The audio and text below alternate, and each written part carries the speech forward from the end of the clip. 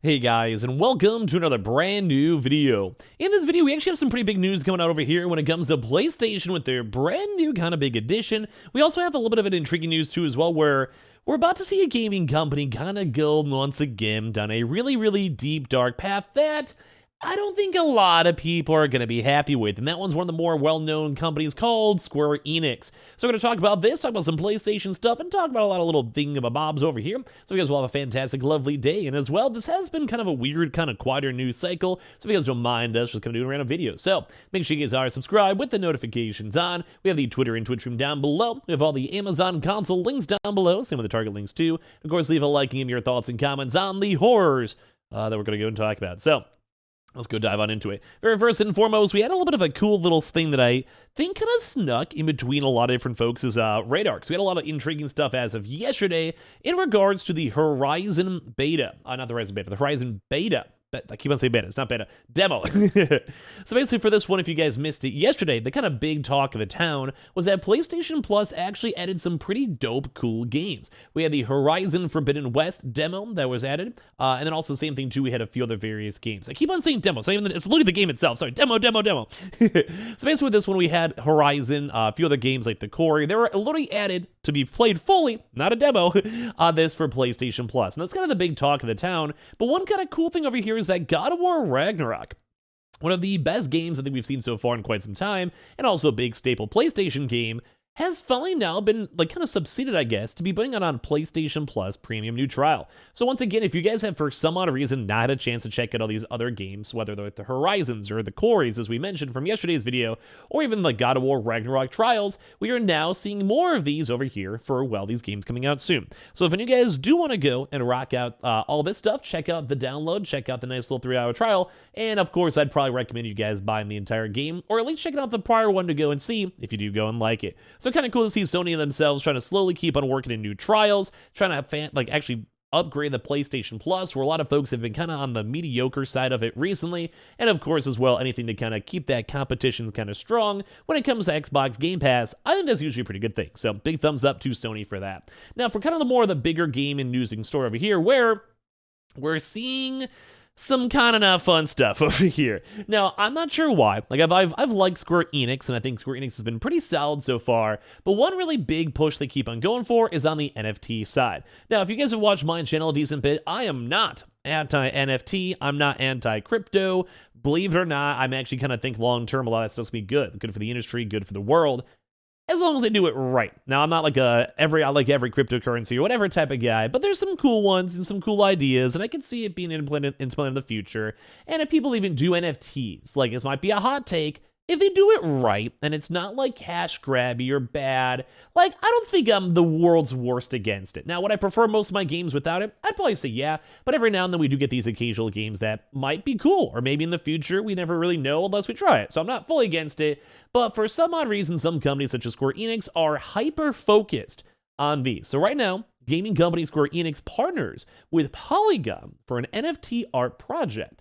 The publisher behind the Final Fantasy video games is continuing its push into Web3 gaming through a new NFT project called Symbiogenesis, which, if you guys kind of look at this, it's not like a one-to-one, but this is definitely giving me a lot of Final Fantasy vibes when it comes to their pictures and their locations and everything with this, at least in my honest opinion. So basically, Square Enix, the Tokyo-based video game giant behind popular franchises such as Final Fantasy and Kingdom Hearts, is partnering with Polygon Network, which is a very popular crypto chain, to launch a gamified art collecting experience. The project, titled Symbiogenesis, was announced in November, and then sales of the Symbiogenesis NFT collection and free browser services are slated to launch as of now in spring 2023. So I'm going to go and show you guys over here the trailer that's actually been getting a lot of attention, and also a lot of negative attention too as well. Although right now with cryptocurrencies, you guys can see at least at the time I'm making this video, they're kind of popping off today. Like Ethereum and Bitcoin's been kind of bumping up a little bit more, which is I'm sure all around nice for that. But basically here is the little trailer for this. I'll just make it small screen because there's nothing super crazy for it. But that Square Enix logo presented very nice and proudly on the top of the screen. And yeah, got some music, baby. We bumping. Got some weed music over here, boys. I'll take this. Hey. Let's go.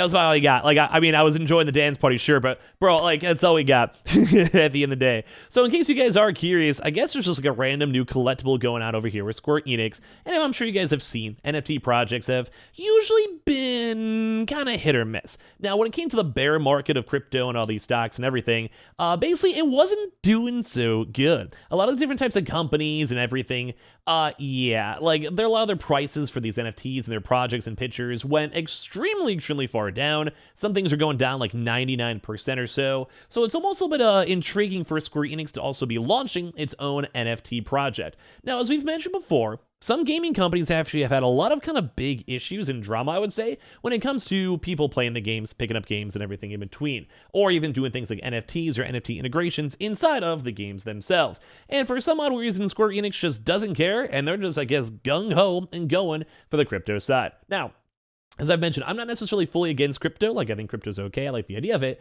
But it's intriguing to see this. Like, we have a brand new drop on the way. So according to a press release, the project will offer a unique experience built around digital collectible art that is tied to a storyline. Players will unfold in a virtual turn-based adventure. So maybe a turn-based type style game or some sort of turn-based like NFT type style thing.